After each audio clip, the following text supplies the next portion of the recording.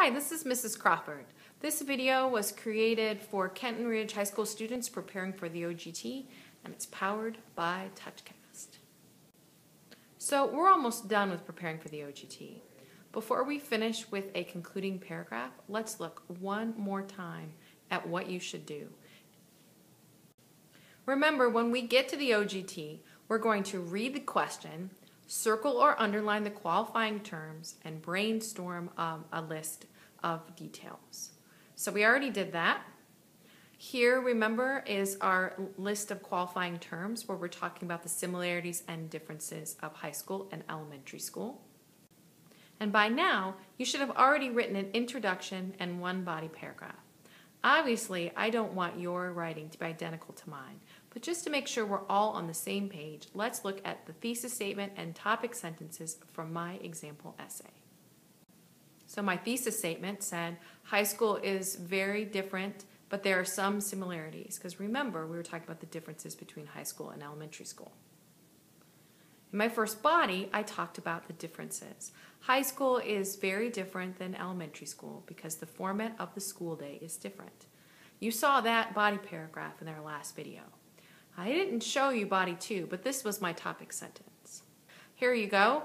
High school and elementary school have some similarities because they are both schools. Great. So how do we write a conclusion? Just like introductions, conclusions have 3 parts.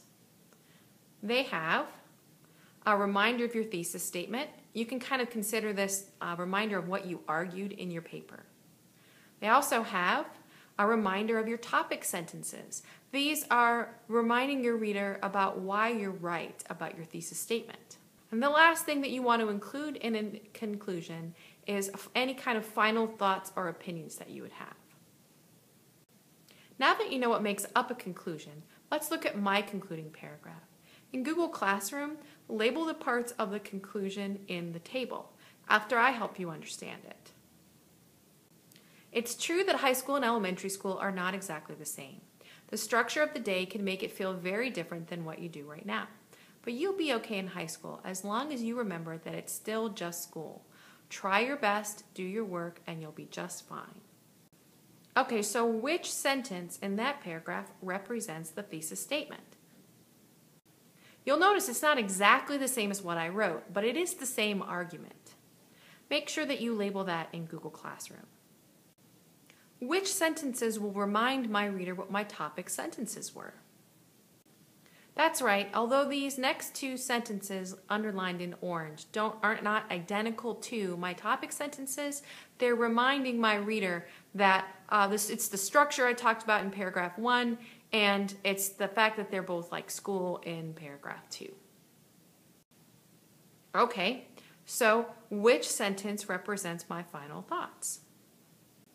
That's right, obviously it's the last sentence. It might be this last sentence that'll be the hardest one for you to do.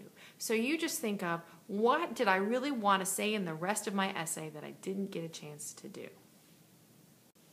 Now that I've modeled for you how to do a conclusion, underneath the table where you have labeled the 3 parts of a conclusion, of my conclusion, I want you to write your own based on your own intro and body paragraph. So when I look at them all together, they should sort of fit together in the same framework.